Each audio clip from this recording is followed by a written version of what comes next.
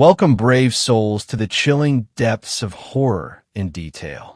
Today we're going to share Dogman Encounter horror stories. First story, Dog-Headed Person. This happened to my brother and I years ago when we were kids. Our mom was the assistant director for the children's choir at our church and would sometimes pick up kids and take them home when they didn't have rides to practice. These siblings we used to take home lived in a neighborhood not far from ours, so we took them home nearly after every practice. So this one night, it was the same as usual. We all piled up in my mom's SUV and took them home after practice. It was dark out by that time, so when we parked in front of their house, my mom would always get out to walk them to the door. My brother and I, as always, stayed in the car. I was in the passenger seat and he was in the back. Then my brother said the strangest sentence. "There's a man with a dog's head looking out the window." "What?" I said, and then turned to look at him. I thought he was joking. He was looking at the house across the street, so I followed his line of sight. There was indeed a man with a dog's head looking out of the second-story window. I don't even remember saying anything. We just stared. It was completely still and tall figure, wearing dark cloths with the head of a white dog. I remember constantly leaning and squinting in its direction because I wanted to get a clearer look at it. Something about the image was foggy. I knew what I was looking at and I knew what I saw, but at the same time, it was as if the being was non-corporeal. I don't know, I just felt like if I looked away or even just glanced in a different direction, it would be gone. So I just kept my eyes on it. I wasn't scared though, just curious and amazed by what I was looking at. It felt like we were staring forever. Then my mom came back in the car and broke the spell. Immediately, we were rushing to tell her to look at the window. She seemed confused and slightly amused by what she probably thought were antics, but she looked anyways. "Where?" she asked. We kept pointing at the window, but she couldn't see it. "Don't y'all know whose house that is?" she said. An old couple from church lived there. Then she drove off past the house. We watched the window the whole time as we drove past. The dog-headed person was still there, seemingly watching us, but still not moving. We tried to tell our dad and our grandma and still bothered our mom about it for a while. They listened, but didn't seem too concerned. I knew they thought we were making it up or mistaking something else for what we saw, so we just stopped mentioning it. We hardly even talked about it with each other. Still, each time we wanted to drop the kids off, I looked at that window to see if it was still there. It never was. I'm 22 now, and the memory is fuzzy. I don't remember the year, the month, or even how old I was. Trying to remember details is like trying to remember a dream. We started the children's choir when I was 8, so I know I was at least 8 to 10 years old. I saw a YouTube video on urban legends recently that mentioned sightings of dog-headed people, and it sparked my need to know about what it was I really saw. So I'm posting this to reach out. If anyone reading this has saw anything similar to what my brother and I saw that night, please leave a comment or message me. Thanks. Second story, something guards the woods behind my house. My great-grandmother owned 28 acres in rural KY. She left 14 acres to my Aunt R and 14 acres to my Gram. My Gram left her land and her house to my husband and I. My experience actually happened before my husband and I ever met. About 8 years ago, I was out in the woods behind our house with my ex-boyfriend and my friend. We were exploring and really just hanging out. Sometime during our escapade, I split from them and went off on my own. I know my land pretty well as I grew up here, so I headed for a clearing I thought would be kind of nice to relax in. The clearing in question is pretty close to the edge of the woods, and you can even make out the back of my barn if you look hard enough. When I cleared the trees, I immediately felt like I was being watched. It was so sudden and so intense, I actually stopped in my tracks. Some part of my mind was in control, but it didn't feel like me, if that makes sense. The part that was in control told me to turn around, so I'd face the way I just came, slowly, and not make a sound. When I turned, I didn't see anything right away.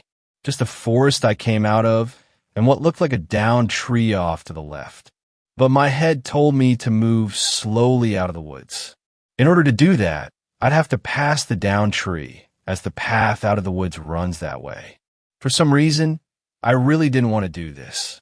My body started moving for me, and I made my way down the path towards a tree, keeping my eye on it. But the closer I got to it, the less tree-like it looked. Finally, I was in front of it, about 10 feet away. It was not a tree. It was an impossible large wolf-like creature, and it was staring right at me. It was lying down with its head on its paws, and it was really just massive.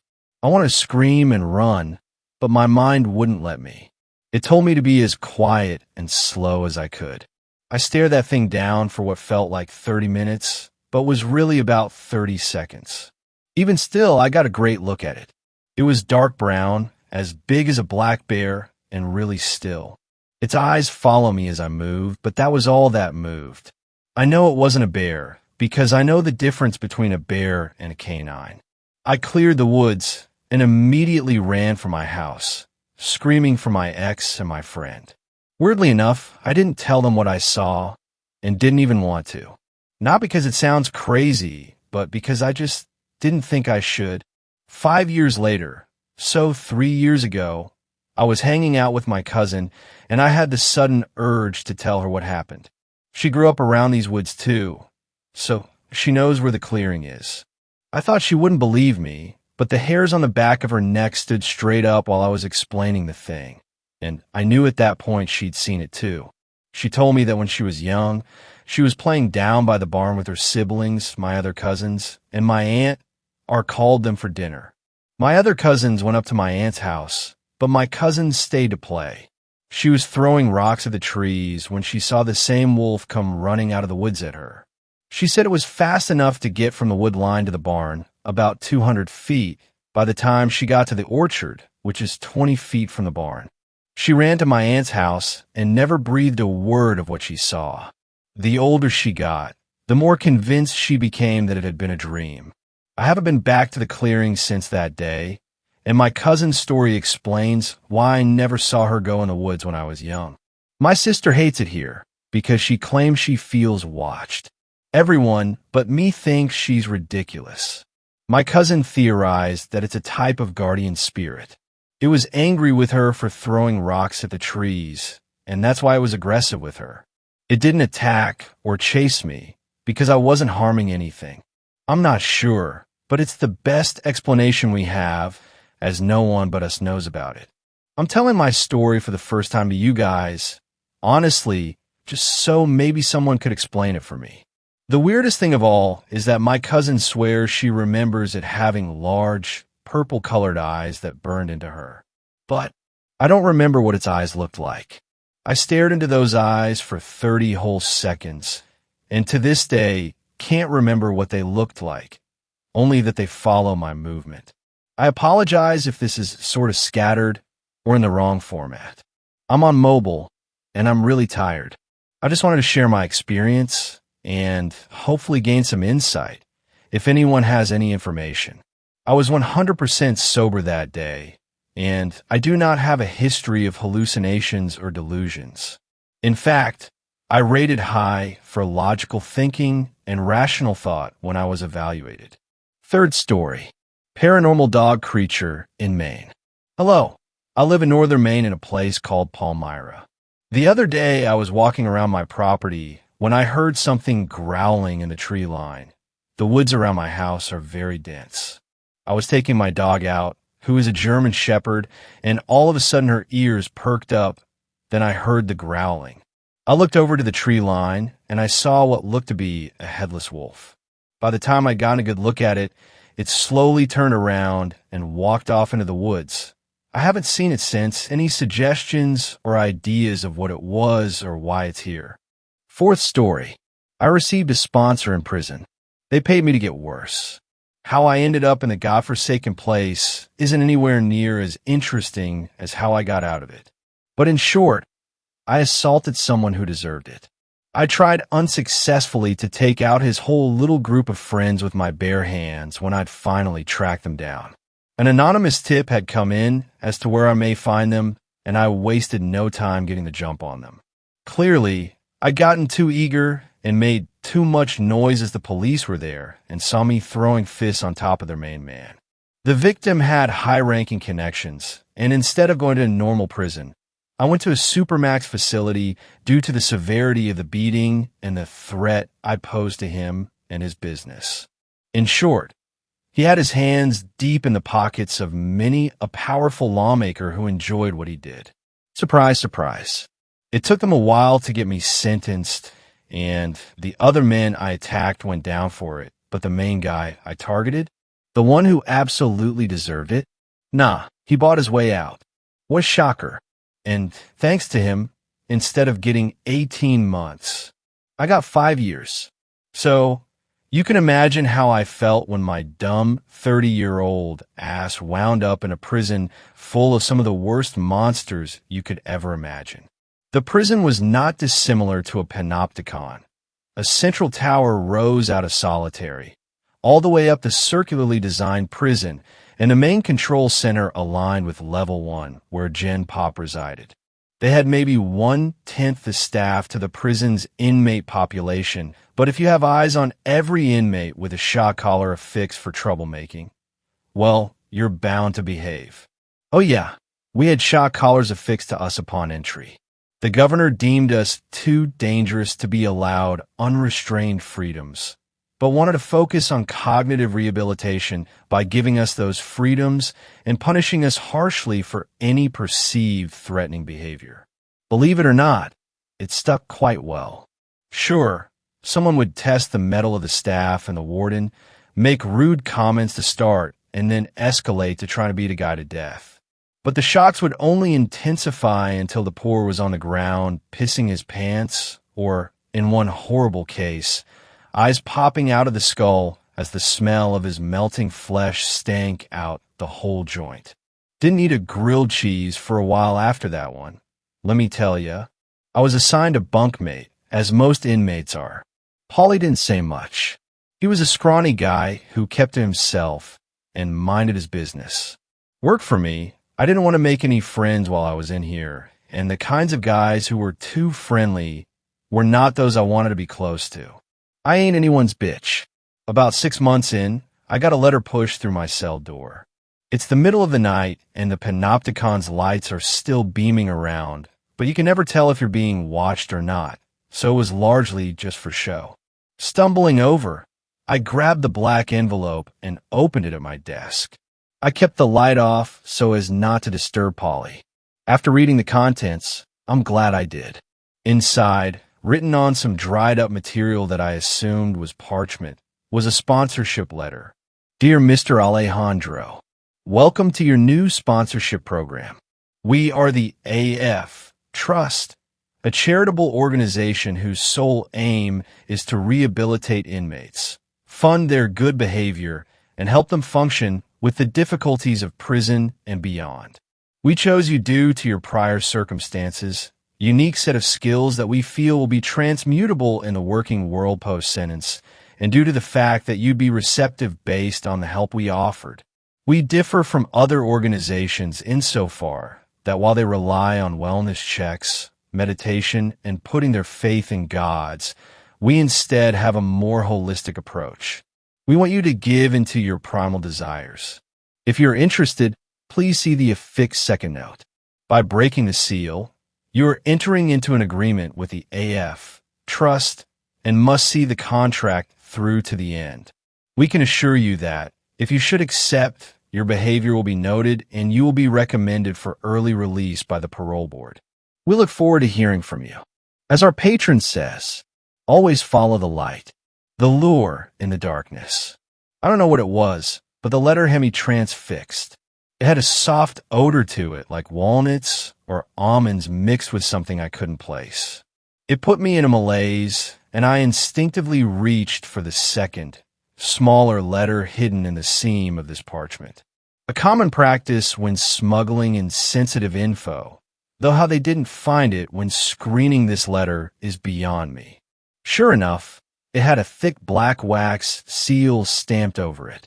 The image of some kind of animal prominently displayed as I tore it in half, and carried on reading. Excellent choice, Mr. Alejandro. The Panopticon cannot see you right now. It will not see you for approximately 9 more minutes, at which point they will conduct a random inspection of the cell. You will need to complete your first job for us within that time frame. Your cellmate, Paulie Torino, is a convicted sex offender. He isn't in for those charges this time, but you know how it is.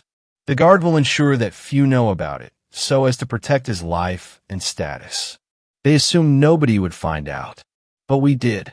That isn't the reason you should kill Paulie, though. Just an added incentive. No, the reason you should kill him is twofold. 1. He was under the employ of the gentleman you accosted 6 months ago for your own personal reasons. He testified against you in exchange for immunity for what he did and the promise of a lighter sentence with more privileges. 2. He was given the same letter as you this morning. He's been waiting for this moment, and now. It truly is kill or be killed. You will be compensated appropriately both in prison favors and financially for your troubles. Good luck. Follow the lure. For the first time in a long time, I felt fear run through me. Paulie was a scrawny little shit, but any person is dangerous with enough motivation and being locked up in a small cell. I kept my eyes fixed on the letter as I strained my ears to hear for Paulie. Sure enough, he'd risen out of his bed and was tiptoeing towards me. He couldn't be more than 2 steps away. Did you do it? Were you there when he did what he did? I breathed. The footsteps stopped. I could hear his heart beating in his chest. Yeah, I was. I'd do it again. She was one fine piece of his dash. Before he could finish, I turned around and with fist tightly clenched and mind focused, I hit him in the chest with everything I had. The air escaped his lungs and shot out around his body, sending him backwards into his bed and making the most god-awful wheezing sound imaginable. I'd used a technique I'd avoided in so long, even the incident 6 months ago, but I could not forgive such an egregious act or an assistance to what he did. I stood over him for 5 more minutes, watching him panic as his heart struggled to beat, the fear in his eyes as his breathing grew shallower and eventually dissipated, a slight froth in his mouth. At the 9-minute mark, just as the letter predicted, they called a random inspection. I was feigning sleep in my bunk bed when they came in and saw what had happened. They assumed he'd died in his sleep, and due to his past proclivities, there wasn't exactly much sympathy going around. The investigation was short, and since my technique is designed for stealth, they never brought any charges against me. So I was moved on. A couple weeks pass, and I'm still on my own in the cell. Another letter arriving in the dead of night, slipped under the door with no visible or audible person walking away after. Strange, but whatever. Don't look a gift horse in the mouth, right? Opening it up, the contents this time were surprising to say the least. It was far more informal and to the point, not that I minded. Mr. Alejandro, there were 3 more men involved in what happened that rainy night up by Myopic Road. 2 of them are housed here in the Panopticon. All of them will meet their end by your hand. Do this, and you'll find yourself suddenly free and with a job in mind. The first is now a lifer down in Gen Pop. He walks with a limp and was the one holding her down. Be wary, he is not what he seems. Seek him out at night. You will have a job opportunity that should allow you to get close. If you do this right, you will not be caught, same as last time. Follow the lure. The following week, I've been given a laundry job by the warden in light of good behavior. This involved going round to various inmate cells late at night, getting their dirty clothes and taking them away. Standard stuff, really, but it gave me an opportunity to socialize and get close to the target. A guy known as Withers down in Gen Pop. Second night in, I passed through level 3, mid-security risks, when someone put an object in with their clothes, not looking at me as they did so. I'm no fool. If someone offers you something that could get the both of you caught, you carry on. Nobody snitches. I waited until I'd turned a corner into the laundry room, where the panopticon didn't follow us to see what it was, my heart skipping a beat when I unfurled the thick sweater to see it. A silver stake, an aerosol, and a lighter. This motherfucker was a Strigoi. I told you before I was housed with monsters, and I wasn't kidding. This isn't your usual run-of-the-mill prison. It's a facility housing all manner of beasts, both the human and nightmare variety. Believe me if you want, but anyone with half a brain knows the government has a lot of secrets and a lot of facilities you do not go near. This is one of them. That I beat up used those connections to send me into a literal snake pit, hoping they'd eat me alive before long and keep his dirty little secrets at bay. In any case, I took the items and strapped them to my body with a ripped-up vest, then put on a sweater over it to disguise any awkward shapes, hoping it'd be enough. As I went near Withers' cell, I could hear the old guy snoring away, his bunkmate nowhere to be seen but the door open. I could have announced myself or woken him up to put us on equal footing, but I am not here to play nice, and I didn't want to risk the shock collar going off. Stepping inside, I pulled the cell door closed and strained my eyes to see him, turned over and facing the wall as his labored breathing grew louder. I pulled the stake free from underneath and walked closer, having to use the lighter just to see what I was doing. From the angle he was sleeping, I couldn't pierce his heart, so I had to think on my feet. "Hey, Withers. Laundry day," I whispered, nudging him. "I know why you're here, son. You got the letter, didn't you?" He didn't turn, but I could hear his teeth clenching. I held my nerve. "I did. You want to make this easy on me?" He chuckled, pulling the blanket over his head, still turned away. "Off. I did what I did, and I have no regrets. You couldn't stop us then. You can't stop me now. Panopticon sees it all." But something stirred under the blankets, like he was shuddering. "If you want to test me, then you'd best strike first, lad, because I'm getting hungry and I do not miss." Left hand firmly clutching the stake, right hand reaching out for the blanket, I pulled it over my head and slammed down the stake as hard as I could, hitting nothing but the mattress. Something dripped onto my shoulder and a low growl filled the room. Slowly casting my eyes up, I came face to face with an ugly, emaciated creature. His skin pulled back, the nose turned up, and the eyes narrowed and yellow with darkness where the whites of his eyes should be. His mouth was open, each tooth razor sharp and honed to kill, bright white with flecks of saliva and blood oozing down them. At that moment, I felt like a piece of meat being fed to a lion, an all-encompassing kind of terror that forces your fight or flight to kick in. He lunged, and I barely had time to step aside, his face careening with the concrete. I knew that I'd just cost myself time, and if I was unsuccessful, they'd be on me in 60 seconds. Waiting for him to circle round and lunge again, I gripped the stake with both hands, and as he leapt forward, ducked down and allowed his body to sink onto mine, the stake plunging through his chest as a hiss left his mouth. Pushing him off, he lay on the ground, wheezing and chuckling. "You, this ain't enough. I'll just recoup and come after you twice as strong. It'll be just like with your little bitch, but more lively." He coughed and spluttered as he tried to cackle, but the bravado left him as he saw the lighter and aerosol can put out in front of me. Well, you know what they all say, Withers. Revenge is a dish best served cold. I took a long look at this pathetic creature, knowing what he'd done and how ironic he was in the same position she was. And in that moment, I felt nothing. But who cares what the experts say? I'll take piping hot revenge any day of the week. I pushed down on the can and watched the ball of flame erupt from the lighter and make contact with Withers' flesh, searing him and everything around him. I turned on my heel and walked to the door, knowing the fire would cover any of my tracks. I was right. Withers was a known smoker, and it was determined he'd simply fallen asleep with a lit cigarette in his cell, starting the fire. Didn't make a ton of sense to me, but I'm not going to question my good fortune. A month passes before the next note comes through. I'm almost too eager for the routine, for the chance to get my revenge and be free of this prison. Mr. Alejandro, 2 men remain, one of which is going to attempt to kill you in the showers tomorrow evening. You may have realized that each of these men has also received a letter, but this is our way of ensuring a fair fight and forging you through fire. He will have an entourage with him, someone you will not need to kill. If you choose to, it will not be judged upon.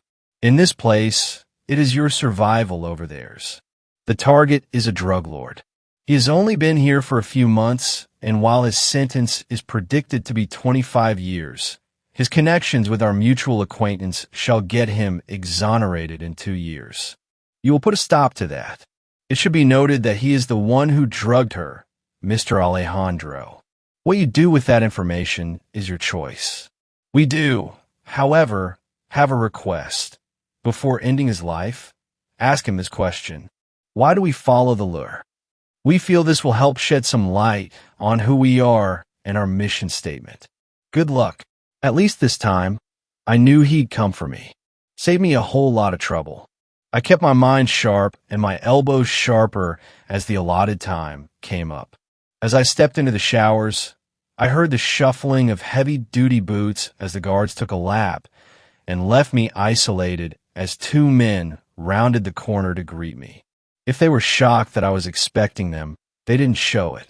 The man on the left was a towering mass of muscle and force, likely a golem, vacant eyes, and unwavering patience. The smaller man on the right had his black hair slicked back, tinted eyebrows perfectly trimmed to go with his bespoke beard as he grinned at me. This was my target, Don Marquez 3. So, this is the pretty boy who wanted to take me out, eh? You don't look like much, but looks can be deceiving. That's why I got my buddy Stax here. He's my problem solver. He clicked his fingers and Stax's face lit up. He walked towards me with arms outstretched and grabbed me by the shoulders before I knew it, his immense grip sending shock waves of pain through my body as Marquez walked around me, still talking. You see, I don't have a lot of time to waste on a little bean sprout like you. I've got big plans here and even bigger plans outside. Can't let uppity little shits like you forget their place now, can I? The closer he got, the more obvious it became. He wasn't a human either. The dead-eyed stare, the finely trimmed facial hair masking the masses of fur. I started laughing, my ribs crunching under the pressure. Man, I didn't think the rumors were true. But you're a Dogman. Huh, maybe I should have offered you a bone instead of a fight. His eyes flared and Stax gripped tighter, a rib breaking. I decided if I was going to do something, it had to be now. I pushed all my weight behind one kick to the kneecap of Stax, the sickening crunch telling me I hit my mark well, and he crashed to the ground in a heap, screaming. Marquez hunched over in the corner, his back arched, and his posture growing wider and taller with every second. You want to mock me because I'm small? Because I have protection in here? Oh, buddy boy, you really don't get it, do ya? His voice grew discordant, animalistic, rabid. My own confidence began to wane as he grew to a height of nearly 7 feet, towering over me with a fearsome presence. He's for your protection, son, not mine. He swiped at me, taking a chunk of my flesh with his claws as he seared my back. Pain riddled me body, but adrenaline is an amazing thing if you have enough of it in spades. I looked for an opening and threw an elbow at his jaw, knocking a tooth loose as he reeled from the damage. Overconfidence gripped me as I went in for a finishing shot, the fear running through me palpable as his jaw opened and clamped down hard on my bicep, lifting me up with ease until my feet were dangling off the floor and blood poured down my arm and onto the ground. I punched, kicked, and writhed as hard as I could, but the shock hit me within moments and I began to hallucinate, the world growing fuzzy as he grinned through the bite, ducked his head down, and swung upwards with all his might, tearing free flesh and muscle as I went careening into the shower wall. My already damaged body colliding with bricks and hot water, head spinning as he honed in on me. "You should have left me alone, kid. I thought I recognized you, but it took me an up-close inspection to really be sure. All this for a bitch? Really? Come on, man. What a waste. Say hi to her for me, will ya?"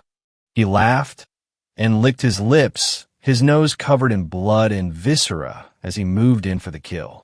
That last bit of mockery sent me into a rage that forwent the concern of my own well-being and knowledge that further exertion would have me bleed to death. What was the point if I couldn't even avenge her here? He lunged in, and it was all I could do to move to the right and let him hit the wall, mounting his back and putting him prime position for my elbows to rain down on his skull. I felt his body twitch after the first two and fall limp after the next three. I landed one more for good measure before crawling off and propping myself against the opposite wall, watching him as he became a broken, pathetic man again, barely moving as he struggled to stay conscious. I remembered the request of the letter and decided now was as good a time as any. "Hey, Don Shithead, got a question for you. It's from my sponsor." His eyes were dulled, but he could still understand me, and his head slowly rose to meet mine. "Why do we follow the lure?" I asked, waiting for a response. His lip trembled and something flickered behind his eyes, but I couldn't say for sure if it was understanding, fear, or both. He took a moment and pointed a shaking finger at me before replying. "Because we know the struggle is pointless. Eventually, we'll all be devoured. Follow the lure." I got up and surveyed him, the pathetic creature who helped commit that unspeakable act. I felt no pity for him as I raised my foot and slammed the boot full force into his skull, crushing it against the wall. His body fell limp, and he slumped to the ground next to a now inert Stax, masterless and without purpose. If they ruled this one an accident, I'd be amazed. I heard nothing on the subject for 4 more weeks, simply choosing to keep my head down and my mouth firmly shut. 2 weeks spent in the infirmary for damage, and a further week on my own for my own safety before I could be let back into the Gen Pop. The staff tried to coax me into admitting Don Marquez iced me, but I didn't snitch, and there was inexplicably no proof despite my DNA undoubtedly all over him. Another thing to thank my sponsor for, I suppose. When I got back, there was one final letter awaiting me, my belongings bagged up alongside an official letter from the governor. "Mr. Alejandro, it pleases us at AF Trust that you have been so passionate in your partnership with us. So much so that we are pleased to inform you that as of the end of the day, you will be processed and released. Someone will be waiting for you outside with your final assignment and future employment. Your funds have also been deposited into your account. Should you complete our job successfully, you will have a most comfortable life awaiting you. We look forward to working with you. Follow the lure." I couldn't believe my eyes. They'd done it. The letter from the governor granted me early release based on good behavior and testimonials, that it was an unprecedented decision, but one made in good faith.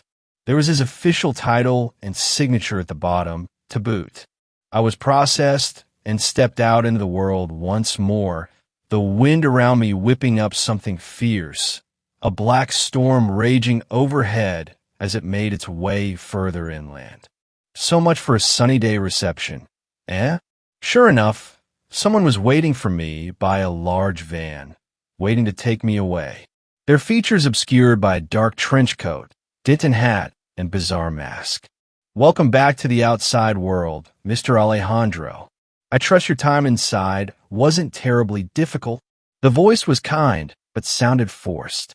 It carried with it a deep sense of unease that seeped into my pores. It could have been better. "I assume you have the info on the main man?" I asked, throwing my things at them. They caught it without so much as flinching, putting it in the side door without breaking eye contact. "We do. It will be explained on the way, but we ask that you do this job for us in the process. It will not only bring you the revenge you seek for what happened to your partner, but dash." A brief flash of that night. finding those sick accosting her in an alleyway, taking her to their little den, pumping her full of drugs to bring out her latent abilities and fund their sick little online groups. They tortured her until she gave in. Then they did worse. I found them through an anonymous tip and beat their leader until he was unrecognizable, but it wouldn't bring her back. Nothing would. But what? All I care about is taking his head. I want that evil motherfucker's body to be broken in front of me. I spat, hands shaking as I walked closer. A strong green glow rippled from the van and stopped me in my tracks, paralyzing me as the figure walked in front of me and stared down, something smiling behind the mask. Whoever this was, I knew they could end me in an instant without so much as a flick of their wrist. There was power within them. Well, Mr. Alejandro, you're in luck, because he will be participating in a unique fighting tournament known as the NFC, one that pits the strongest and most depraved warriors against one another. Our team is already in, but we are in need of your skills to fill the spot. You join us, you get your revenge. If we win, you get a wish. He leaned in. A new kind of fright gripped me, one that told me to be wary around this guy. I wonder what you'll wish for. I swallowed, my throat dry and feeling like it was full of razor blades. My mind going straight to her, to my angel. I'd bring her back. In a heartbeat. I breathed. The figure nodded and leaned back, gesturing for me to get in the van. Good. That's the kind of conviction you'll need for the NFC, Joseph. I'm sure Letty would be so proud of you. We'll bring her body back and lay it to rest. Don't you worry. That's right, Letty. Catherine Letty Alejandro.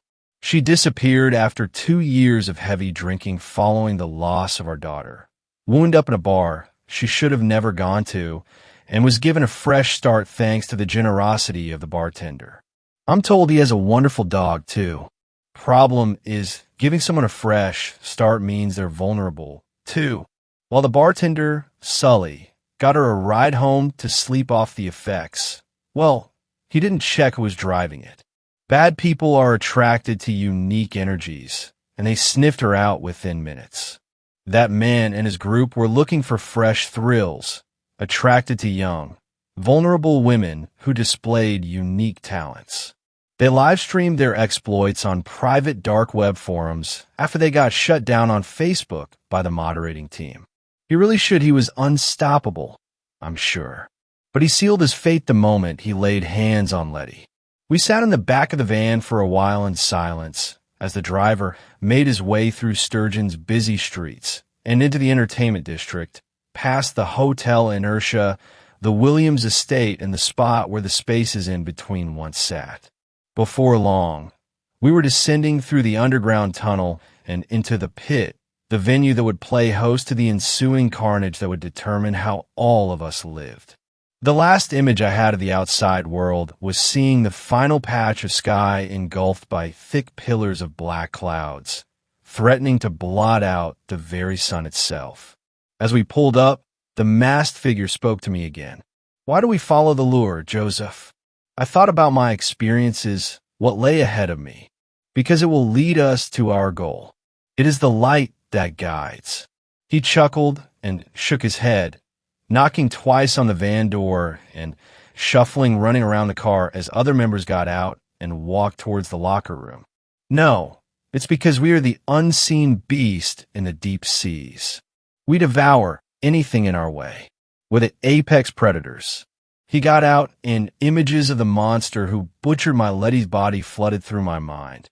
How they drugged her, had their way with her, made an absolute mockery of her last moments. I thought that was sharks, I retorted, trying to hold my nerve as a mixture of anger and excitement to kill flooded my veins, fear still very much present behind it all, as I knew I was walking into the jaws of a beast. No, there are many things concealed in the depths, save for the soft light of a lure leading its victims close enough to strike. That is the anglerfish, a name I'd heard many times.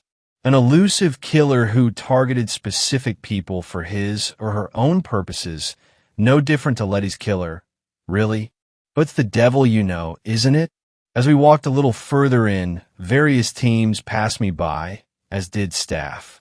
When we turned a corner, for the briefest of moments, I saw him. The monster who took my Letty, Mr. Payne, congregating with his group of freaks. I saw his hulking, vile frame as he laughed and took notes with them, devising strategies. When those eyes locked onto me, fear enshrouded my body like a cloak of ice. I felt everything Letty felt in those last few hours, the way she'd suffered and plead for her life as he and his entourage amped up the pain and the suffering. It was enough to almost bring me to my knees and beg for my life. What the hell was this man? But no sooner did the masked figure put his hand on me and bring my attention back, did rage burn away every piece of fear. We are the beast nobody expects, Joseph, and soon you will get to prove it to them. I felt something when I looked at him. Something odd. I had to satiate my curiosity and ask, "You're the anglerfish killer, right? The one everyone's been talking about?" He cocked his head to the side and made an audible noise as if surprised. "I suppose that much is obvious, yes. This is my order. But that's not your only question, is it?" I knew I had to get this out there to ensure no lingering doubts or distrust remained if I was to do the job. "What is your job title in Sturgeon? Because I think I know how I got out of that prison, how my sponsor's letters got through, and how nobody seemed to know I did those things or didn't care, Governor." He clapped his hands slowly, laughing. "Anything else you wish to know? You can ask before we start the opening ceremony, but I will say this. All of us need a lure, including you. Mine just so happens to be the most powerful authority in Sturgeon. I know this group has done wrong. I think every group here has. No saints without sinners. I don't want to know every sordid detail of their pasts, because I don't care. I'm here to do a job, to get my vengeance, to see that animal put down. I am Letty's anger manifested, and nobody is going to stop me." Fifth story. I work for the DNR in a special unit that deals with dangerous cryptids. This is one of the methods we use when someone is attacked by a dogman. I suppose it's about time I told this story. I'm not getting any younger, and I think it's a story that needs to be passed on considering the state of the world. This was in my early days at the DNR. That's the Department of Natural Resources, of course, in a unit jokingly called the Night Stalker Unit. It was our job to deal with the cases deemed CZ, that's classified zoological entities. Anything found in the natural world that requires special care and diplomatic contingencies. Dogmen, Sasquatch, merfolk, any of those entities which defy scientific conventions, display an intelligence similar to our own, or present a formidable threat to our species, which requires a high level of discretion and tact on our part. If someone has an encounter with a CZ, that's not something we look into other than to make sure they haven't gathered any evidence that might compromise the CZ's privacy. What concerns us are the cases of negative contact. If a company is attempting to develop an area which is causing distress to the local CZ population, if one or more hunters have been attempting to catch or kill a CZ, if a family or town has been targeted by one or more CZs in a dangerous way, or, as was the case I'll describe here, someone turned up dead in an apparent attack by a CZ. This case happened in 83 Foot, back when I was still a greenhorn working under Connor Duncliffe, my mentor and a legend in the parks and wildlife crowd. We were called out to a park area known as the Land Between the Lakes, over by Kentucky and Tennessee. This was a fairly popular area for hunting, hiking, and camping. It was before the big summer rush that a family had parked their RV in the campground located in the northern part of the area to begin what would have been a perfect family summer camping trip. What they got instead was a nightmare beyond anything they thought was possible. The report came to us about 8 hours after a local had found the family dead. By then, the local police and park rangers had gone over the whole terrible scene. The family had been butchered, ripped to shreds by either a wild animal or an axe murderer they didn't know, which is how it ended up on our desk. Connor and I went to the scene and tried to smooth things over with the locals, get them busy with crowd control and patrolling. Anything to minimize the trauma they would experience having to process a scene like this. The campsite looked like the killing floor of a slaughterhouse.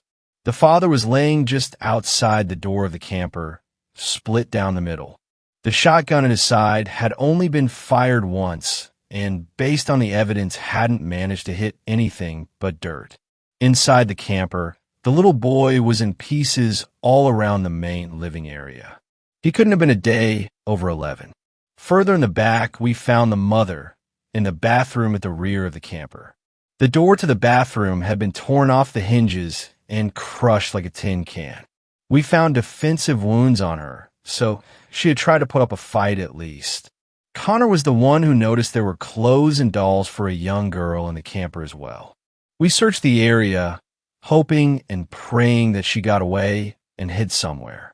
We found her not 40 yards away, 20 feet up in a pine tree, torn apart and stuck there on a branch the way shrikes will stick bugs on a blackthorn. I had never seen something so terrible before. Connor looked like he was about to faint or lose his lunch. I'd never seen him so mad. After we had both gathered ourselves, we started in on the case. All evidence pointed to a Dogman attack, what we called a black dog case at the DNR.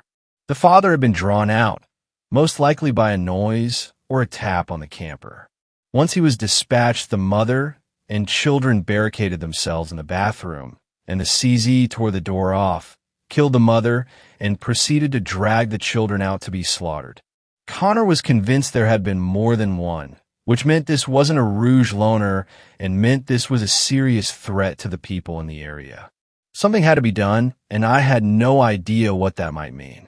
After we made sure the teams had everything under control, we went back to the motel we had rented in the area. I remember Connor spending most of the night on the terrace outside, smoking like a chimney and looking like he was considering something truly unpleasant. The next morning, I couldn't be sure he had ever managed to sleep, but he looked at me hard and told me there was a way this could be fixed if I had the courage and was sure I wanted it fixed. I told him I'd do anything to make things right for that family, and he nodded with a condemned expression. He told me to go and fetch supplies for a camping trip for at least 3 or 4 days. We had tents and lights and things like that in the truck, so I got food and water and other necessities. When I got back, I saw he had a bag of evidence taken from the scene. When I started to ask about it, he just nodded and checked the supplies. We drove further north into Kentucky, deep into the country where the road turned to gravel and gravel to dirt. We seemed to be following an old logging road. When we came to a fence-marked protected land, we left the truck and hiked deeper into the woods for most of the day. On the way, I noticed Connor picking prairie sage by the handful and stowing in a bag. We had brought a bow and a few arrows, and Connor told me to keep an eye out for any game we could bring down. I spotted a decent-sized jackrabbit, and we managed to bag it, even though I wasn't much of a bow hunter. It was nearly night when we reached a spot flat and open enough to set up on. Once camp was set up and he got a fire going, he tossed in a handful of the sage he'd collected. The green leaves created an acrid, heavy smoke that permeated the area. It reminded me of my grandmother, who used to burn sage around her house all the time. I asked him if I should clean up the rabbit to make us some food, but he said the rabbit wasn't for us. I had been running through different explanations for what we were out there to do, but nothing made enough sense, so I finally had to ask. Connor looked up at the red-orange fading light and drew in a deep breath. What we're here to do, he said, is something we do not do lightly. I haven't done it in going on 20 years now, and I don't suppose I'll ever need to do it again. It was taught to me by my grandfather and his grandfather before him.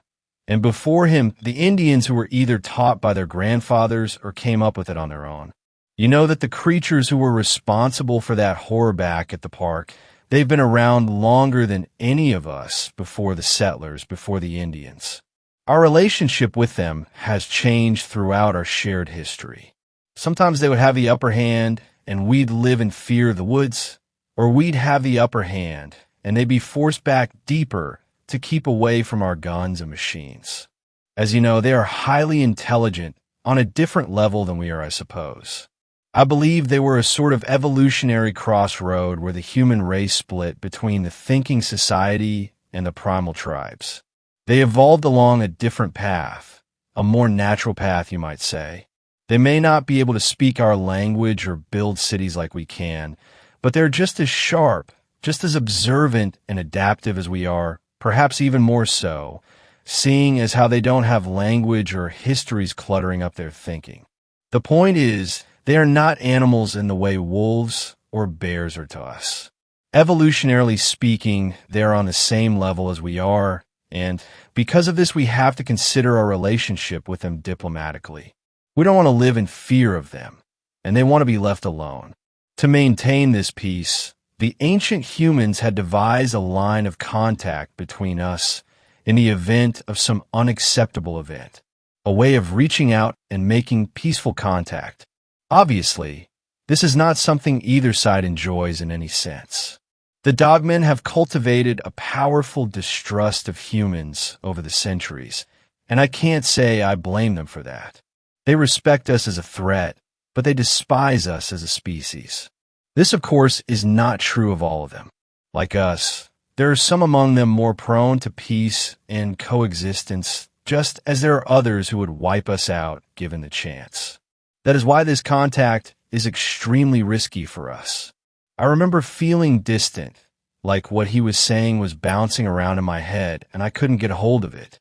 Was he seriously telling me we were about to meet with one of the Dogmen? A whole pack of them, even? For what? To talk to them? Ask for their help? I just sat like a statue as he talked and threw more sage on the fire. The ritual, which is what my granddaddy called it, was to be followed to the letter. The meeting place is deeper into the woods, and we were to bring no tools or weapons or even clothes. Nothing but the offering and the evidence. This would put us completely at their mercy, which is the only way they would let us get close. That was the first thing to land in my mind. No weapons, no clothes. I thought he might be trying to kid me, but when I looked at his face, I could see he wasn't just serious. He was scared. To see a man like Connor in terror was something I'll never forget. He tossed another clutch of sage on the fire and gestured to it. The sage burning, he said, was part of the ritual. The Indians believed it would ward off evil spirits in the area. My granddaddy had a different idea what it was. He called it an olfactory beacon of sorts, a strong smell to get their attention and one they associate with the contact ritual, letting them know we would be attempting contact. He lifted a branch of the sage to his nose before tossing it into the fire. We waited until the moon was high and the path was lit enough for us to walk in the dark. I was staring up at the moon through my tent wall when Connor called to me and said it was time. I felt my stomach do a gymnastics routine and crawled out to see the fire was out and Connor was already completely bare. I took off my clothes numbly and went to join him.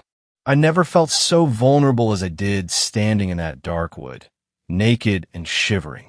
It wasn't cold, but I imagine I could have been mistaken for a eunuch. I was so nervous. I grabbed the rabbit we'd killed and sort of clutched it to my chest, trying to feel less naked. Before we set out, Connor grabbed a handful of the ashes from the fire and held it out, blowing a puff of soot over me before tossing the rest on himself. We walked and we walked. It seemed like we had walked until I was sure the sun would be coming up. Up until now, the forest had been wet with sound. Birds in the trees, bugs chirping and whirring. The whole orchestra of nature. But at some point, everything went quiet as a church hall. It was like someone found a volume knob on the woods and turned it off. I hesitated for a moment until I remembered Connor's instructions. Walk steady and calm.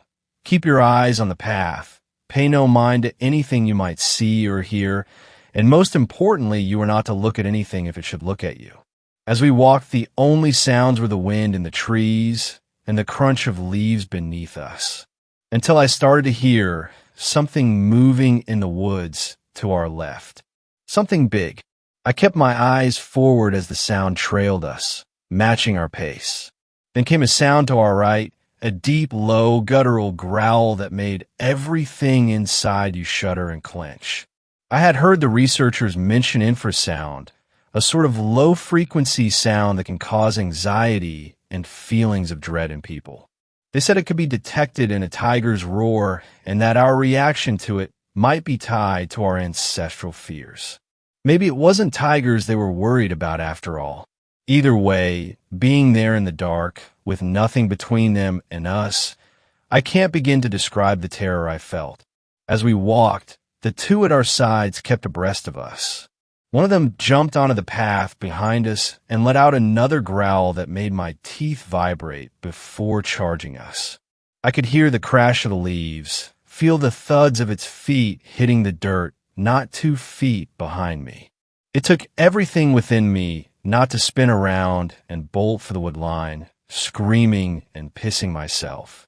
I heard it slide to a stop and felt the dirt and sticks it kicked up bounce off my calves. But I just kept walking and Connor did the same. I couldn't feel my body anymore, but I just focused all my sanity on walking and looking straight ahead. When Connor finally stopped, we had come to a clearing. The grass and prairie sage was a bright silver in the moonlight, which was so strong it looked to be daytime. For a moment we just stood. The forest was still and silent as a graveyard. Then I caught a glimpse of eyes reflecting the moonlight in the bushes ahead of us. A large shape emerged from the forest in front of us. It crawled forward on all fours, its black fur seeming to absorb all light. A living silhouette with 2 glowing pearls where its eyes should be. 2 others emerge alongside it like bodyguards. One of them looked like spun silver in the moonlight, and its eyes held a spark like amber when you rub it against wool. The other had patches of black and eyes that glowed like the dying cinders of an old bonfire. I almost broke my composure when I felt hot breath on the back of my legs and heard a snuffling. I twitched involuntarily, and the thing let out another low warning growl before touching its cold nose to my backside as it sniffed and circled me. Another black shape was circling Connor as well, and I couldn't see his face, but something about his calm demeanor settled the thundering in my ears. The dogman circling me growled again and tried to look up into my eyes, and I looked away quickly, dodging its stare like a nervous kid being confronted by an angry policeman. It lunged at me, and I heard the snap of its teeth and felt the rush of air as it bit the air in front of my crotch, sending a shudder through me that made me glad I had emptied my bladder before leaving. The large black dogman eyed us for a moment before shifting. Something inside it popped like a twig being snapped in a wet towel, and it slowly rose on its 2 legs. The other 2 followed suit. The 2 at its sides had to be 7 or 8 feet tall, but the black one had to be closer to 10 feet. I had never seen something so massive so close before. It almost blacked out the moon over us. Connor looked at me and made a gesture to the rabbit I held.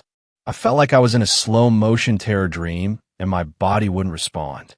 A low growl behind me snapped me out of it, and I stepped forward.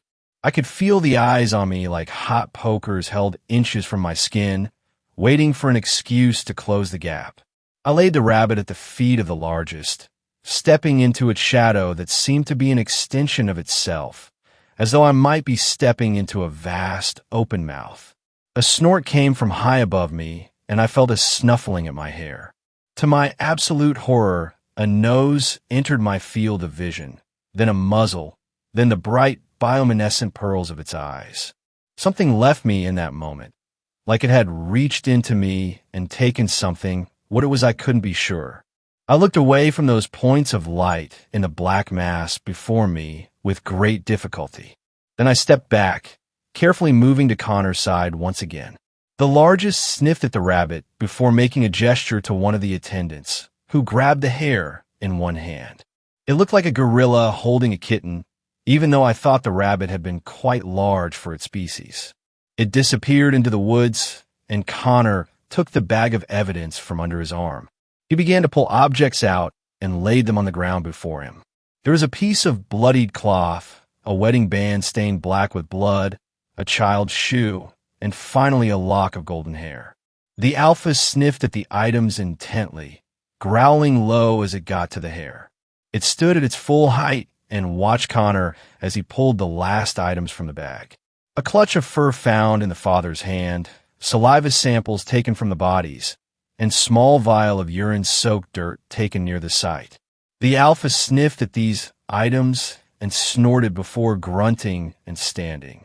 It growled deeply for a moment before turning to disappear into the dark with a brief step, covering the distance to the trees like a cloud passing in front of the moon.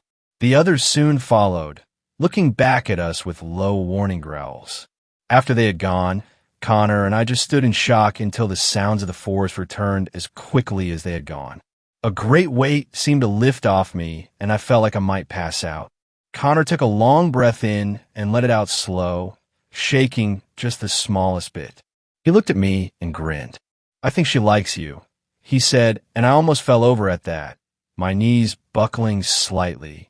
The trip back to the camp seemed to happen in double time, like someone rewinding a tape. Once we found the lanterns, Connor and I pulled on our clothes and climbed into our tents without a word. I felt like I might never sleep again, my heart still thudding in my ears, but I ended up falling asleep almost as soon as my head hit the pillow. The next few days were spent camping and waiting. Connor had told me we had to stay in the area until we had gotten some indication that they had done something about our mutual problem. He told me about his first time performing the ritual of contact. It hadn't been here, though he said he had contacted this pack before. This was apparently something done all over the country. The ritual changes slightly in certain areas, but the purpose was the same. On the third night, we heard far-off howling, deep and piercing even at a distance. It sounded the way a coyote pack will sing in chorus, all baying and howling and yipping at different volumes and intervals. The next morning we found, laid on the ground before our campfire, 3 massive clawed hands severed at the wrist and lined up. Connor smiled when he saw it. "Looks like they took care of it," he'd said, lifting one to examine it. He handed one to me, and it felt heavier than it looked, like holding a gun for the first time. The one hand was bigger than both my hands together, and the long claws at the end of each finger had to be 5 inches and retracted slightly. The fur on each was a different color, and each one was clearly a left hand. Connor dropped each into a separate bag and said the lab boys would be over the moon about these. They tended to collect their dead fairly religiously, so remains are difficult to come by. And then we packed up and went. We hadn't heard of any further activity in the area, and we told everyone we were authorized to tell that the situation was resolved and we had performed a highly successful contact. After that, I felt a bit like a celebrity at the DNR. It was something I'll never forget and something I wouldn't considering doing again unless the situation was dire. Although, with the reports we've been getting lately, it might be something we won't be able to do at all anymore very soon. We don't know why they've been becoming more active and aggressive lately, but it certainly makes the continued peace between us more and more unreliable. What that means for the future, I can only fear the worst. 6th story. I didn't believe the rumors of the local Dogman until a girl went missing. Growing up, my small town always had stories of dog-like monsters in the woods. I thought were stories parents used to keep their kids in at night or to keep them from getting lost in the woods. As I aged, I'd never seen or heard anything strange coming from the surrounding forest at night.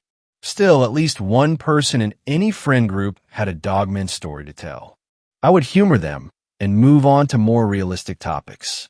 It wasn't until Carrie Little went missing in the woods and I joined a volunteer group to find her that I started to change my mind about the local tales. Carrie was the definition of perfect. She got top scores in her grades and was the top player on her basketball team. She was very polite and volunteered at the church when she wasn't busy with basketball. Her family was very close with the church as well. Every event, they went all out. Her father spent every spare moment at the church meet, might as well be running the place. When Carrie didn't come home on a Friday night, it was a very big deal in our small, sleepy town. The only black spot on her otherwise spotless record was she started to hang out with the school's outcast, Yuri. I knew his family better than I knew about hers. They lived in the middle of the woods. He walked 5 miles each day to school, his clothing worn and threadbare. They mostly lived off the land and off of the government welfare the rest of the town complained about. The family was reclusive, but didn't cause any trouble. When his mother was still alive, she went into town with Yuri. After she passed, people saw less and less of him. When I'd lost my childhood dog in the woods, Yuri's father was the one to find him. I may have been the only person in that town who didn't have any issue with that forest-dwelling family. That's why the sheriff requested I speak with him about Carrie, with a deputy present. I really don't think they have anything to do with this. I said to Deputy Carson while we drove along the bumpy forest road. We've searched their place already and found nothing, but she was last seen walking into the woods with Yuri. There just has to be something there. I don't think they did anything either. I just feel like they know something. He said, sounding a bit strained. 2 days already passed. The entire town was out in the woods looking for Carrie. The school even let the students have the days off to let them do whatever they could to help. Some made up missing flyers to start driving them to neighboring towns, and the older high school kids joined in with the volunteer search teams. Carrie was their beloved classmate. She should be getting ready for prom, not lost somewhere scared and alone. I didn't want to think the Key family had anything to do with this. But at the same time, I wanted Carrie to be found. Pulling up to the end of the road, we needed to walk the rest of the way. A few minutes into the forest, I was dripping sweat. Deputy Carson not looking any better. Tell me again why I'm going with you on this. I asked him, huffing in the humid air. Because Perry, if I went alone, Mr. Keeve would shoot me. Carson told me in a tone that implied he was suffering just as much as I was in the heat. By the time we reached the small cabin in the woods, we were both panting and nearly done in from the short hike. Mr. Keeve was out front, chopping woods as if it wasn't 1,000,000 degrees outside. He didn't even look up at us as well arrived. Deputy Carson stayed back, suddenly interested in a pile of rotting leaves to let me talk alone with the man. Mr. Keeve was a large guy.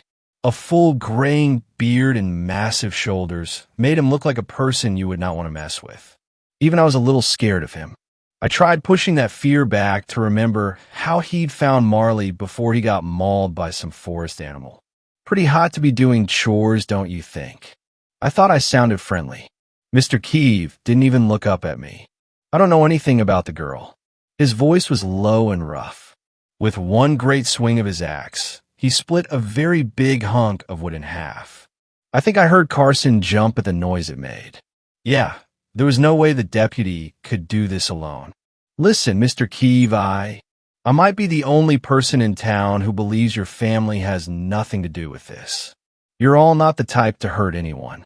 If someone goes missing in the woods, you're always the one to track them down alive or not. I just thought maybe Yuri might remember something Carrie said that night. Anything else he hasn't told us yet. Maybe it was a little thing he didn't think important, but we just want to know she's safe. That's all. I was rambling. Still, Mr. Keeve stopped chopping to look at me. His steel-colored eyes gave me a slight chill when they landed on me. I trusted him, but his stare still burned down to my bones. I glanced around, trying to avoid it, to see some dog tracks in the dirt around us. I worked as the only vet in town and wasn't aware of the family owning dogs. If they had some, I'd never seen them for the shots. Yuri has nothing to say to you. Mr. Keeve was still speaking with me, but I felt like the last answer was directed to Carson behind me. A hint of hope came to my stomach. Maybe Mr. Keeve would speak with me if I was alone. Mr. Keeve didn't trust the local police, and rightfully so.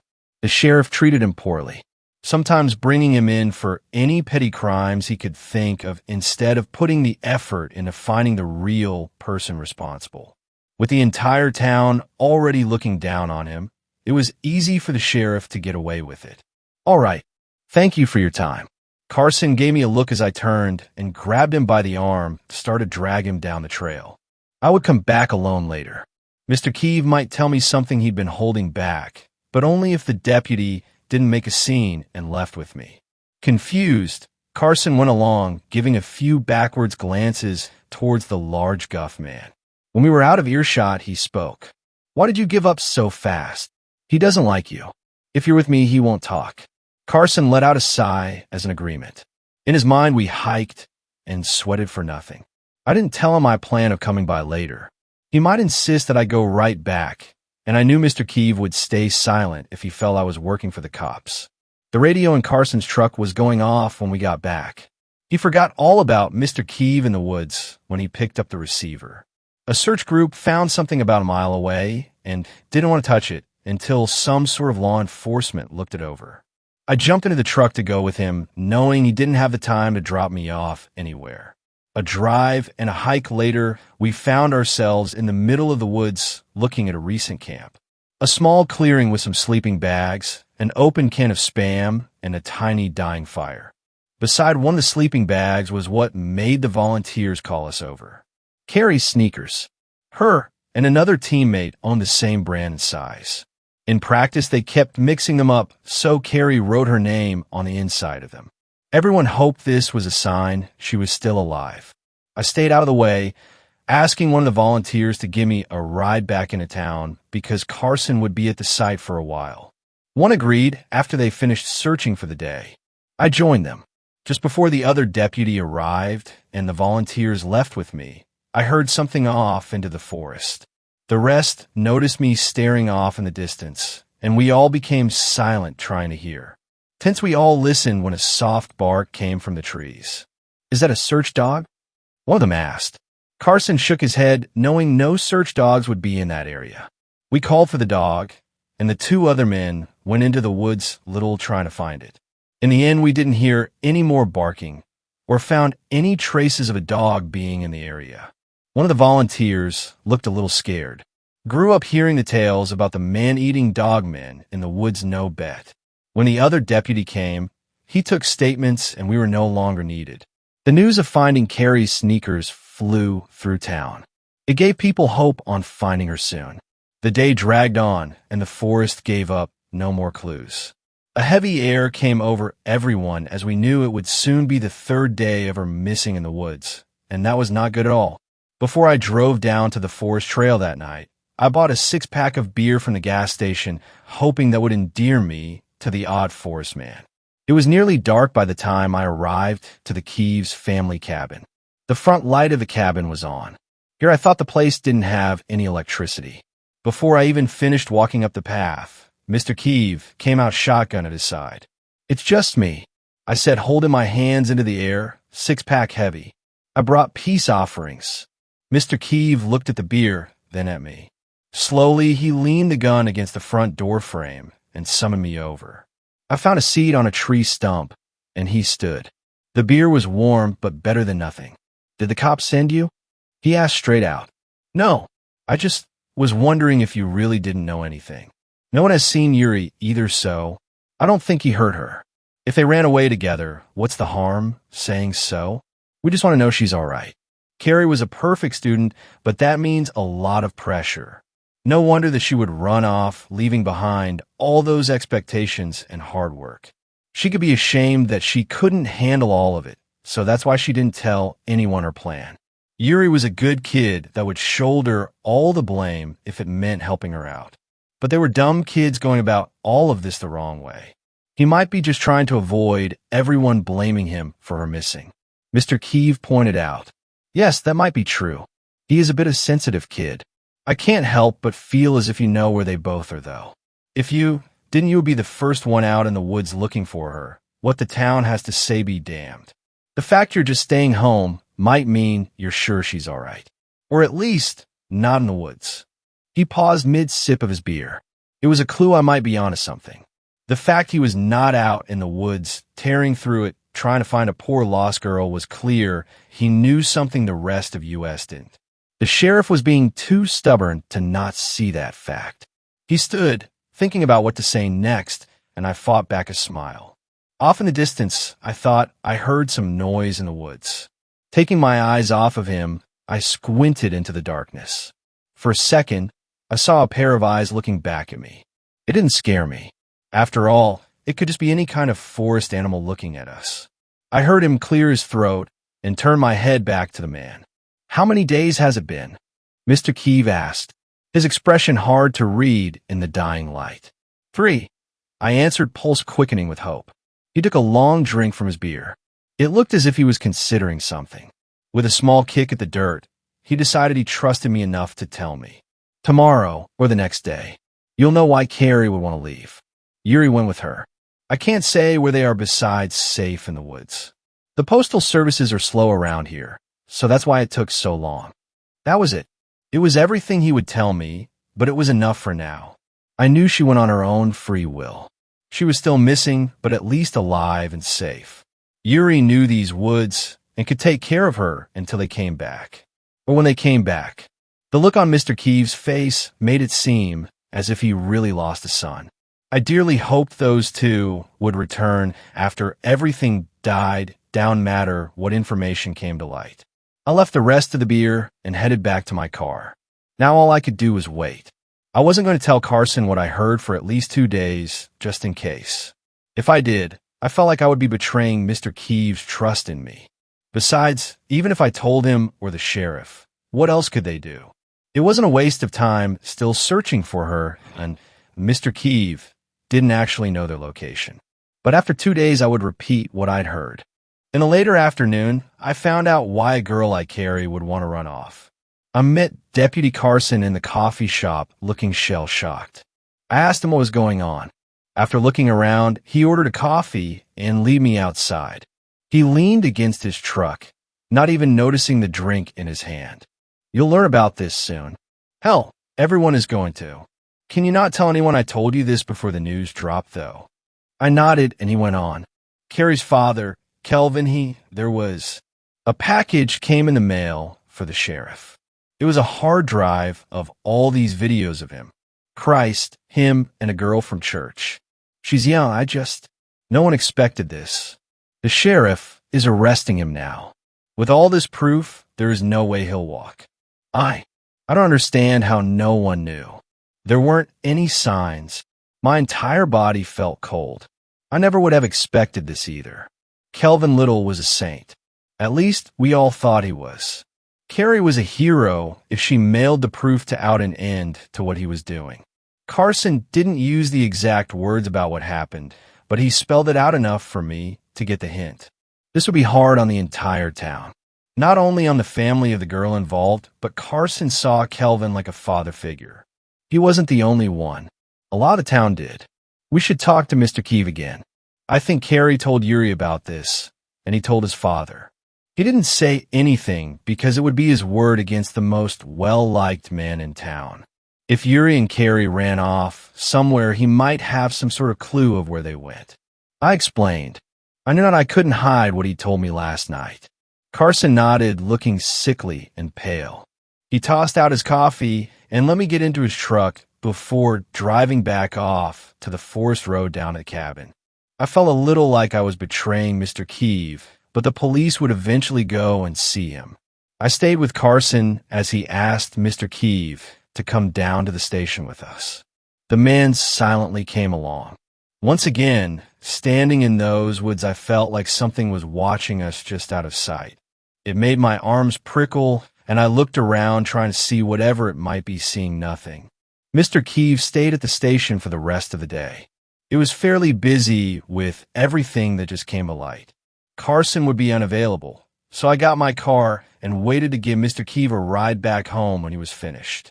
The ride back to his place was a bit awkward. He was silent the entire way, and far too big to really fit inside my car.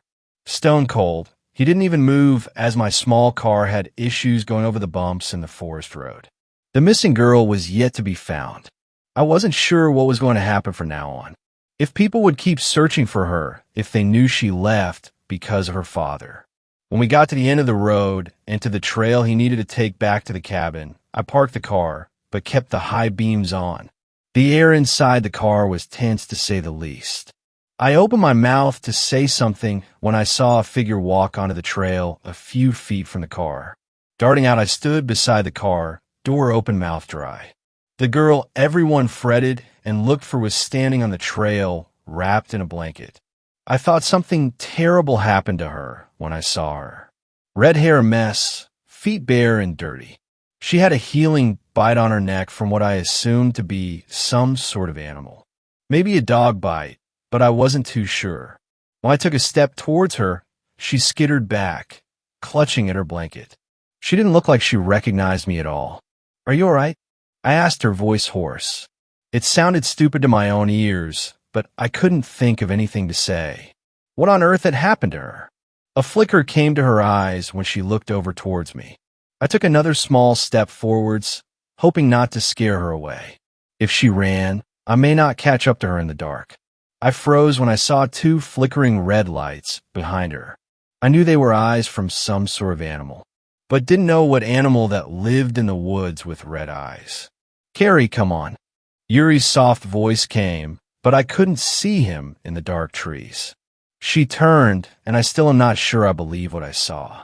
In a blink of an eye, I was no longer looking at the beloved missing girl, but a large wolf.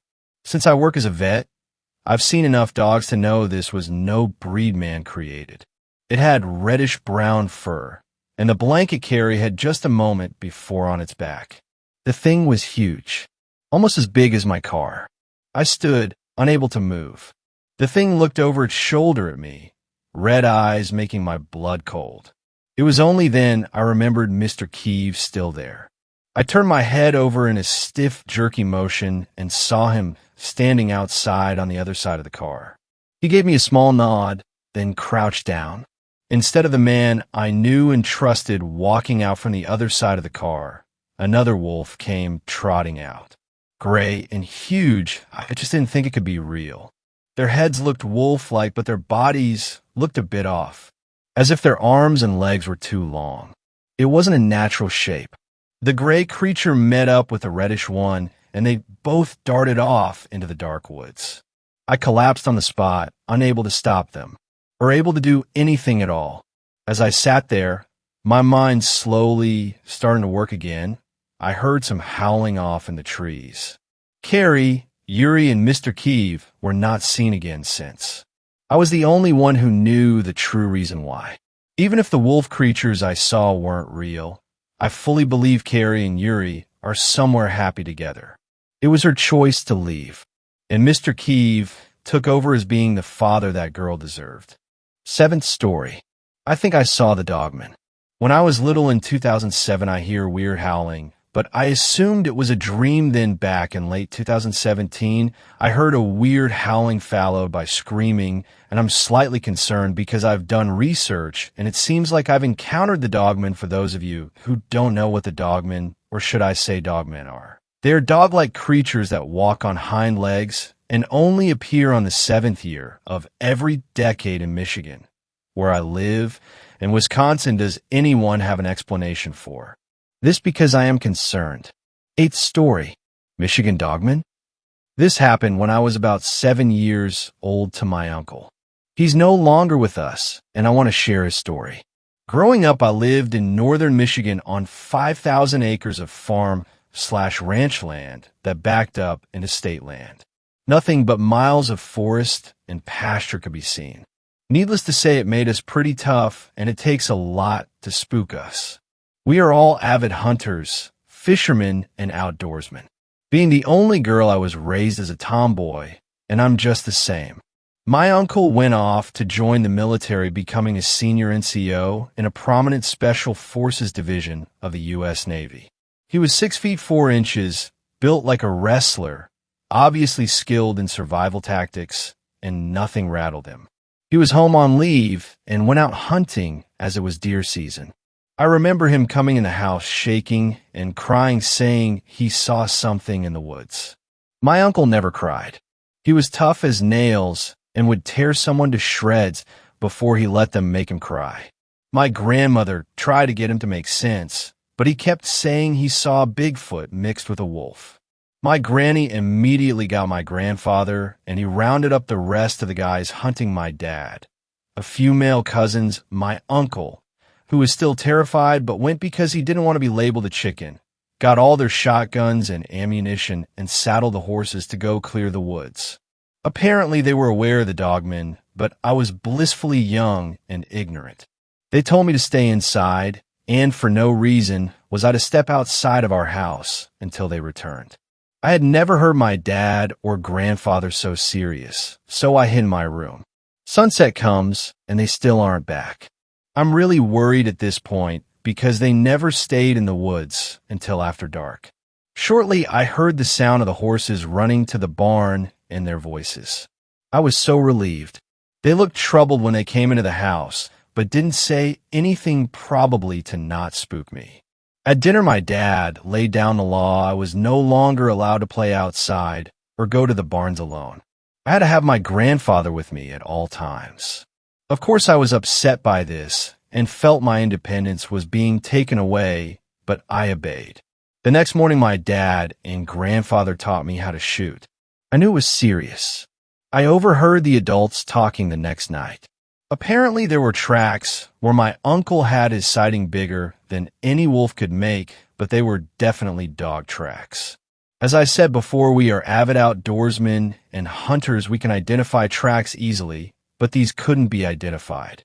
About 8 feet up in a tree were claw marks. No my bear could make those. We also found claw marks of about the same height on multiple trees throughout our property. Had cattle mutilated and not in the way a coyote or bear would, and it lasted that whole winter. We lost about 30 to 40 cattle that winter, all of them mutilated. All with the same wolf/dog tracks in the snow. I really feel like this experience changed my uncle. Who knows, he did multiple tours in the Middle East for Desert Storm and OEF, Operation Iraqi Freedom, before he committed suicide. After that experience, though, he was never the same. He went from not ever drinking to never seeing him without a bottle of Jack, and his eyes were always haunted. He changed his personality and never went out in the woods again. He quit hunting, and he eventually just quit coming home to visit on leave.